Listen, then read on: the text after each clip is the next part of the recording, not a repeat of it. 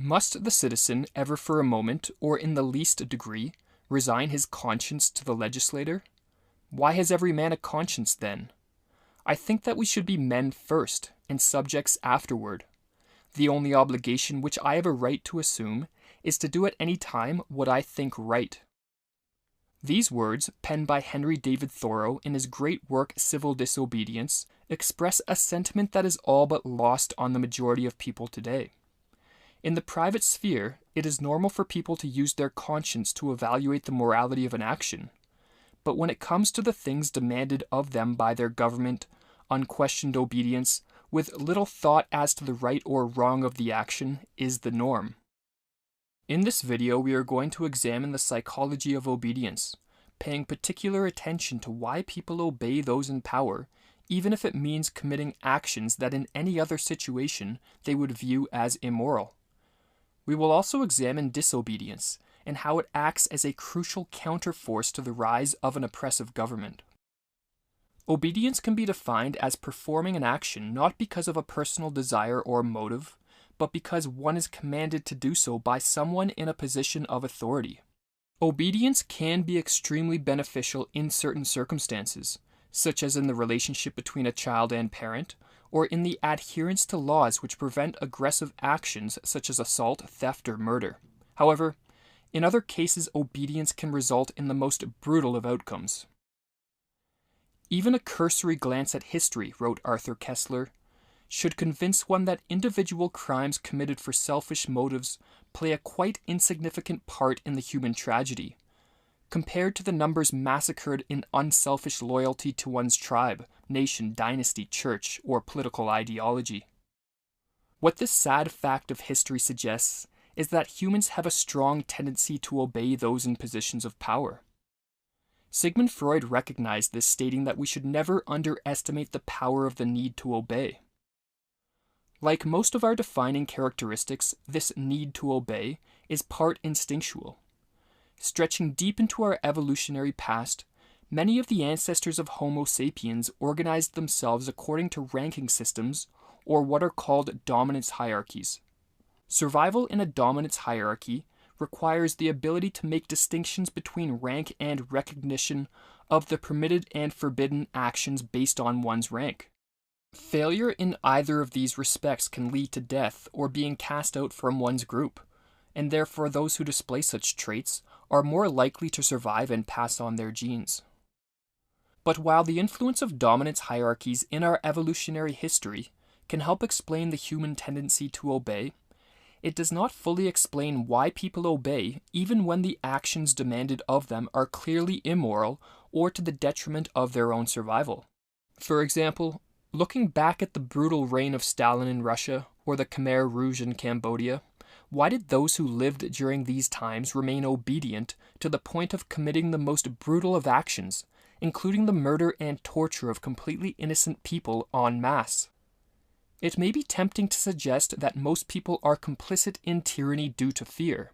However, while this is true to a degree, fear alone cannot account for the fact that many people do not recognize or acknowledge the injustice of their own government even when they are living under tyranny.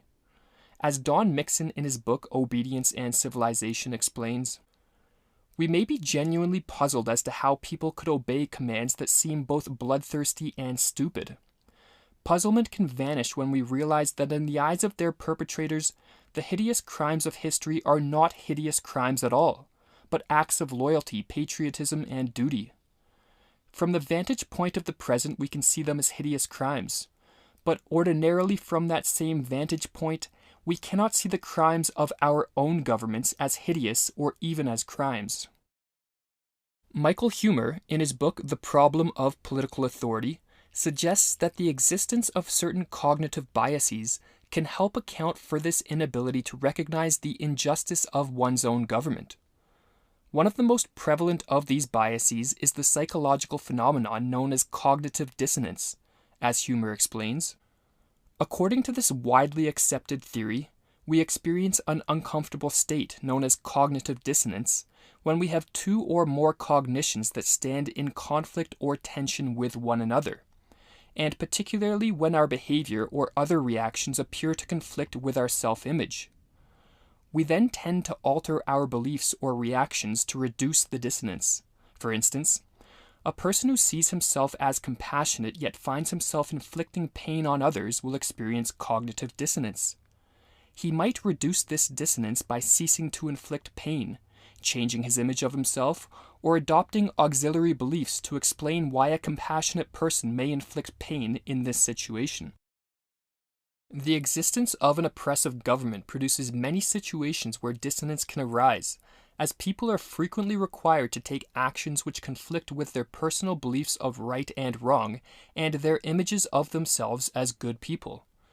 An extremely common trigger for dissonance in the modern day arises from the requirement to pay taxes to fund government activities which involve things that one views as unethical. Examples could include the caging of drug users, the bailing out of crony capitalists, the fighting of wars, or the mass surveillance of one's own citizenry. In other words, paying taxes, along with the knowledge that this money is being used to fund programs and activities which one sees as immoral, can generate cognitive dissonance. To deal with this dissonance, some people will change their beliefs regarding the beneficence and necessity of a centralized state.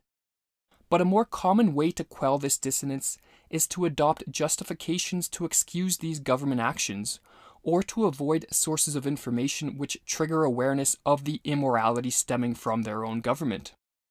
In addition to cognitive dissonance, another psychological bias which contributes to the human willingness to obey even a tyrannical government is the status quo bias, which is the powerful tendency to see the beliefs of one's own society as obviously true, and the practices of one's own society as obviously right and good, regardless of what those beliefs and practices are. The need to be accepted, the powerful drive to conform, as well as heavy doses of indoctrination all promote the status quo bias. As Humer explains, government is an extremely prominent and fundamental feature of the structure of our society. We know that people tend to have a powerful bias in favor of the existing arrangements of their own societies. It therefore stands to reason that, whether or not any government were legitimate, most of us would have a strong tendency to believe that some governments are legitimate, especially our own and others like it.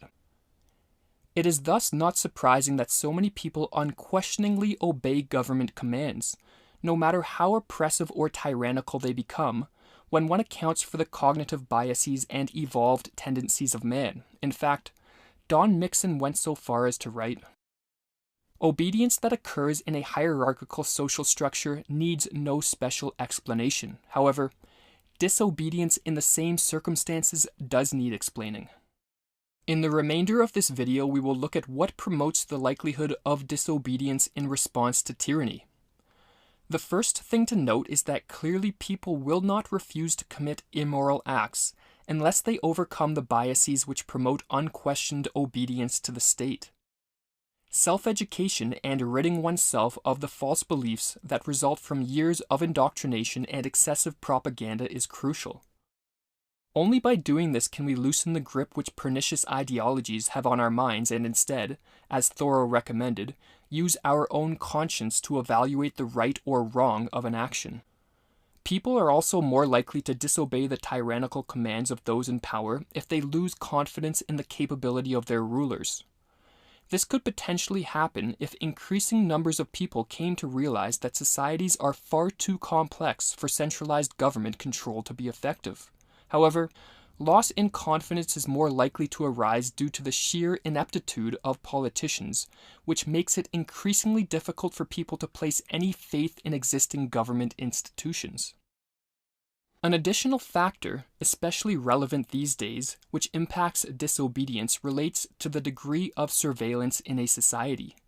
In Obedience and Civilization, Don Mixon points out that mass surveillance greatly diminishes the likelihood of disobedience, as it creates a situation analogous to that faced by a devout religious believer who censors his thoughts and behaviors due to the all-seeing eye of God.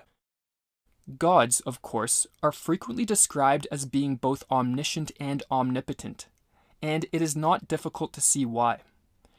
If believers can be brought truly to believe that their God can see into their minds and hearts, and to believe that He will punish them severely if He glimpses the slightest disloyalty, they may be persuaded to change their thinking and their feeling and become, internally and externally, more compliant and more obedient. For what must be overcome, the chief obstacle in the way of command hierarchies reaching their ideal typical form, is the human power to lie, pretend, and assimilate. Citizens who have the ability to pretend loyalty and love while plotting disobedience and treason are serious threats to the security of any power that be.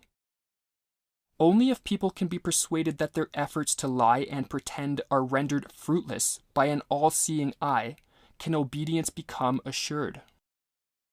Societies which accept the need for mass surveillance or allow it to spread through non-action and compliance are societies which become increasingly unable to resist tyranny. Totalitarian regimes of the 20th century clearly recognized this, as they all instituted forms of mass surveillance on their citizenry. However, modern technology has created surveillance capabilities that dictators, such as Hitler and Stalin, could only have dreamt of. As these technologies are put to use, a prison of the mind, so to speak, will be constructed. Realizing that so much of one's life is being monitored, the surveillance capabilities of governments, like an all-seeing eye of God, will make thoughts and behaviors favoring compliance and conformity the norm. While the tendency to obey is certainly a prominent feature of man, there are always a brave few who, in the face of corrupt power, are willing to stand up and refuse. Those with the courage to disobey are not only protectors of freedom, but, as Erich Fromm suggested, individuals who move a society forward. Man has continued to evolve by acts of disobedience. Not only was his spiritual development possible only because there were men who dared to say no to the powers that be, in the name of their conscience or their faith, but also his intellectual development was dependent on the capacity for being disobedient. Disobedient to authorities who tried to muzzle new thoughts, and to the authority of long-established opinions which declared a change to be nonsense.